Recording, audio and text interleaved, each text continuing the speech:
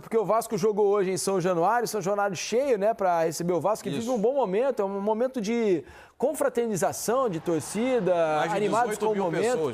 Isso, animados com o momento, com a possível venda da SAF, que parece algo iminente aí, né? O Vasco recebendo investimentos, conseguindo melhorar o seu poder de contratações. E hoje fez um jogo de muito domínio, né? Muito volume. Muito volume e nenhum gol. Aliás, tenho a impressão, Alex e Mansur, não sei a opinião de vocês e dos amigos aqui que estão em casa e que vão mandar mensagem certamente aqui na hashtag Troca de Passes. Eu acho que o Vasco precisa de atacante, né? Acho que está muito evidente. É isso, mas esse foi o tema do jogo, né? Está muito evidente que deixou de ser uma questão tática, deixou de ser uma questão de postura, de jogo, porque o Vasco se mostrou um time organizado, o Vasco se mostrou um time impositivo, fisicamente venceu quase todos os duelos. No momento, 21 finalizações contra 2. Finalizou. No momento de confiança, porque, né? Exato. Agora, tá faltando, né, Alex, o tal do talento. Refinamento. Um refino, talento do meio para frente, especialmente ali dos atacantes. Hoje não jogador que tem gol, né?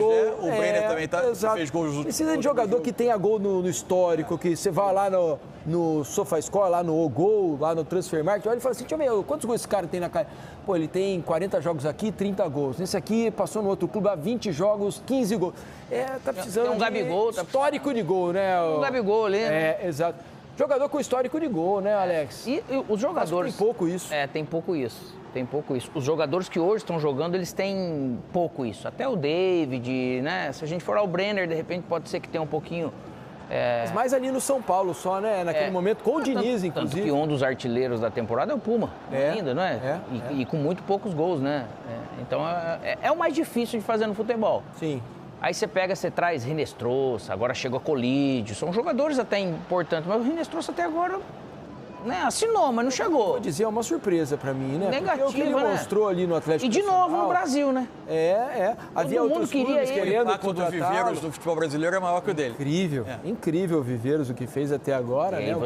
E aí você vê a maneira precisa que o Atlético Paranaense foi, né? Que naquele momento parecia que até o Rinestrosa tinha mais nome ali no Atlético Nacional do que o Viveiros. Agora, certamente, as 18 mil pessoas que estavam em São Januário, mais os tantos que acompanharam o jogo, certamente passaram o tempo todo pensando em questões de investimento, venda da SAF, que possa trazer aporte. Porque a coisa é quase matemática. O Vasco perdeu coisa de 40, 50 gols por temporada. Rayan Verrete, o próprio Coutinho, com as suas limitações físicas em alguns momentos. E simplesmente a capacidade do clube econômica para repor foi limitada e o Vasco não conseguiu ter. Ainda que houve criatividade, né? Se você pensar, trouxe o Inestroso, que era um jogador que o mercado estava meio efervescente para ele ali. Mas não era um jogador, mas também não era um jogador artilheiro. Não é. Aí tentou Tem o Spinelli, né? Que tecnicamente ainda não é uma grande resposta. Mas assim, tinha um histórico até de gols e tal, né? E não está conseguindo resolver o problema. Hoje foi com o David, né? Iniciou com o David pelo centro do ataque. Voltou o David, né? Não tinha Andrés Gomes, não tinha Brenner, né? Foi o David pelo centro, o Adson de um lado, o Nuno partindo da esquerda para dentro.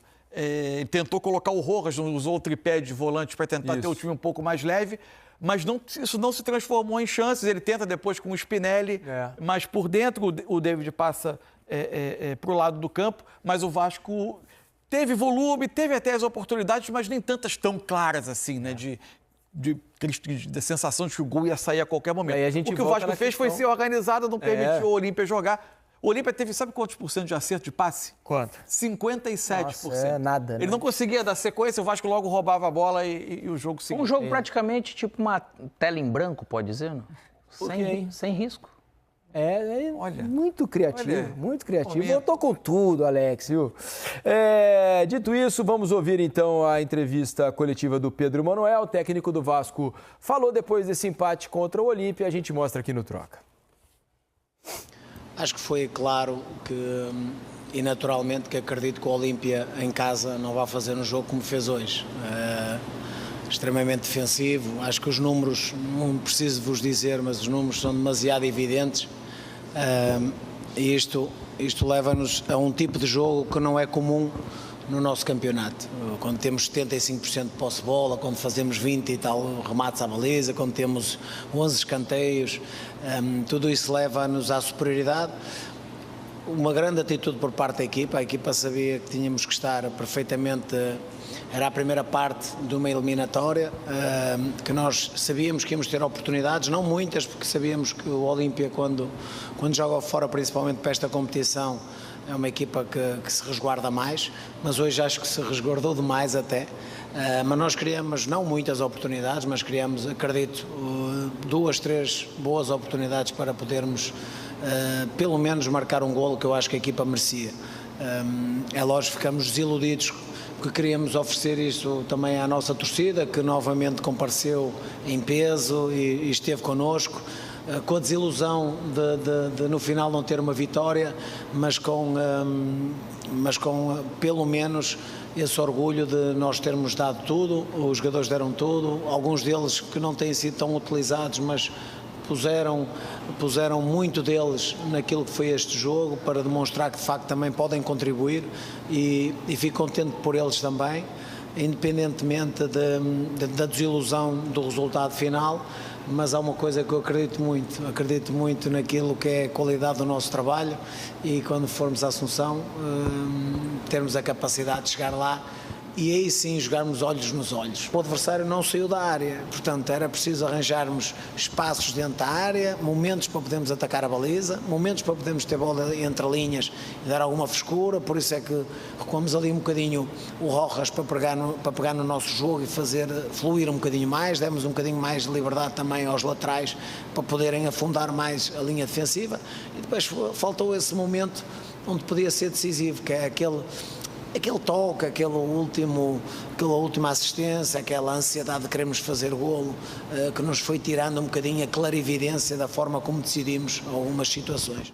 Se você não entende bem o português de Portugal, ele diz, faltou aquele talento no fim do jogo, só que ele disse com outras palavras ali, né? Faltou o jogador. Educado, né?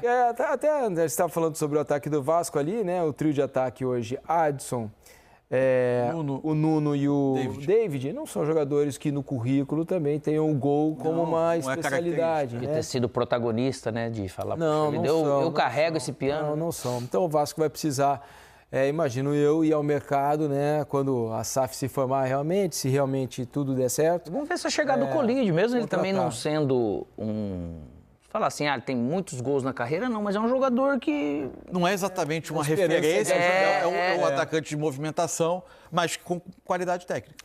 A ver como vai ser Colídio no Vasco.